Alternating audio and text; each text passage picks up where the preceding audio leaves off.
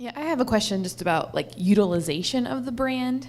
And I'm kind of thinking social media when I say that, but maybe you have other thoughts about utilizing the brand to increase awareness about not only your organizations, but the industry that you're representing. Yeah, and just your experiences, good and bad. Like what's worked, what's turned out to be successful, what's challenges you've had with that. I'm kind of coming at it from a perspective of like a smaller nonprofit, but I'd be curious to hear what you guys have to say. There's a ratio that's more successful in social media, like Facebook posts and that kind of thing, that you don't constantly only post about your organization, and I think that's really important, because your brand is, again, as we've talked, also about the partnerships and the collaborations and the greater sense of who you are in the community, and so. Probably only about 30% of your posts should actually be something to promote yourself.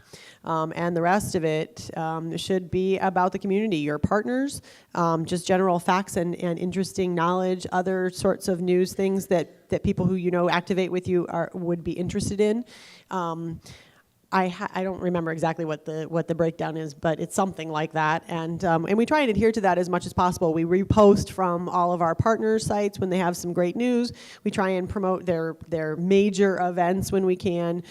We try and post about news that's relevant to the arts, both locally, regionally, and nationally. And I think that's really important, because that makes you more relevant and useful in the community. I was going to say, I think people also have an expectation of that, right? So we're members of COSI, and we take our daughters there, and I expect to go to COSI's Facebook page or other things and find out science stuff, and did you know facts, and did you know whatever, right? As an education organization, we post articles about education, or we post facts about education, or whatever. Like, I think that people, once they have some sort of like allegiance or buy into you, then they're going to look to you to be a source for them of how am I going to become knowledgeable about it. And it's cheap and it's easy, and it's free. How much more cheap can you get that? So I think it's a good way to kind of get your message out there. But you just want to make sure that you have that balance. I think social media gives you the opportunity to be content providers beyond, in our case at the facility. And I think it's really, in some ways, we like to do things that we find kind of delightful. And so some of the best posts, the things that are most retweeted, are the things that are just sort of fun. But we also think that's part of our brand. So we'll do some very serious stuff, and then we'll do stuff that's promotional, and we'll talk about others. And then we do things that are just sort of fun. And I think it's that mix of things that really starts to reflect the character of who you are.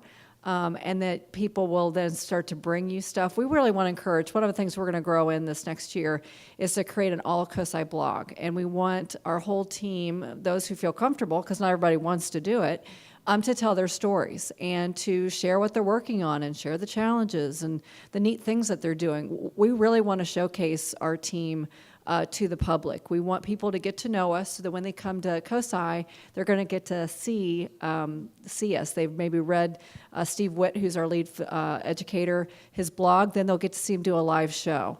And he's one of our spokespersons for the media. So the idea is that you can really get to know this guy. That we really want people to know us and to be a resource, and social media is a great, great way to do that.